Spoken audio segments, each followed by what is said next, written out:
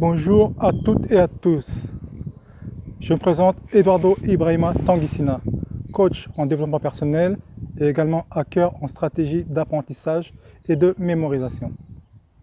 Alors je profite d'une journée où je me suis promené un peu dans la nature. Alors voilà, je vais vous livrer une petite formule.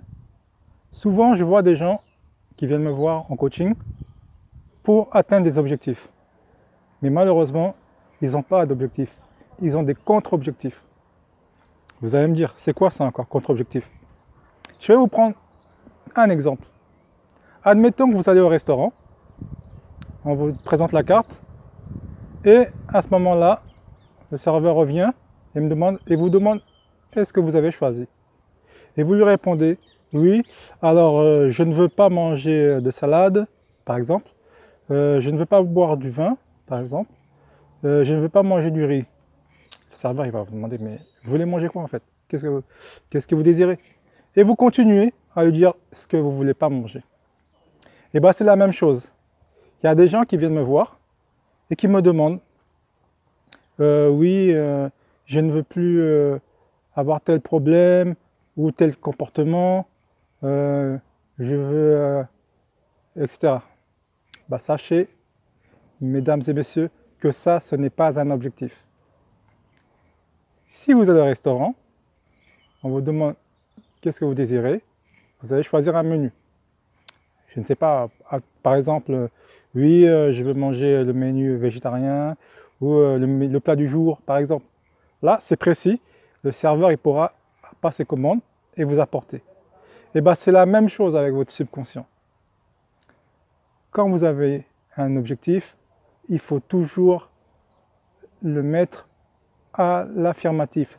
Je veux ceci, et pas je ne veux pas cela, ou je vais éviter ceci. Parce qu'en fait, le subconscient, il n'arrive pas à concevoir la négative. Si vous lui dites je veux arrêter de fumer, par exemple, tout ce qu'il va comprendre, c'est je veux fumer. Parce que le négatif, il ne comprend pas. Alors après, vous allez vous demander, mais comment ça se fait que je veux arrêter de fumer, je continue de fumer? Ou je ne veux plus ronger mes ongles, par exemple, etc., etc.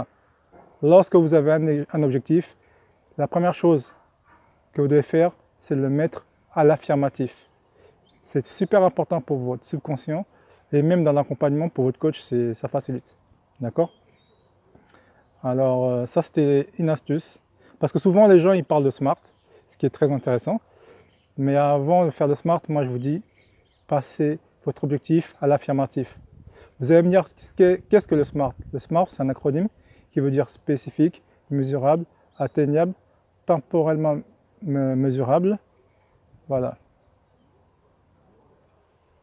Donc spécifique pour le S, M mesurable, A atteignable, le R pardon j'ai oublié c'est réalisable, le T temporellement mesurable. Quand je parle de temporellement mesurable, c'est dans 6 mois par exemple. On peut le mesurer dans le temps, dans 1 an, dans 2 ans, c'est ça. Réaliste c'est par exemple, voilà j'ai 50 ans et je vais devenir champion du monde de sprint. Ça c'est pas réalisable.